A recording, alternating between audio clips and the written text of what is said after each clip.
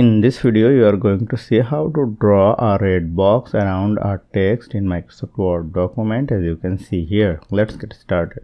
Let us select this text, go to Home, go to this option, Border, go to Border and Shading. Now click on Box Border. You can increase or decrease the width, you can change the color. If you want, you may change the style. Let us select this style and change the width. Then click on OK. Then the border will be added.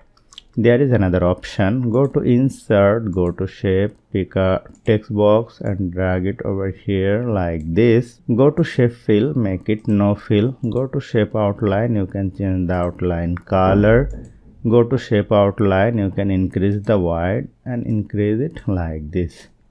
So hope you found this video helpful. If you like this video, please share this video with your friends and family and don't forget to subscribe. Thank you.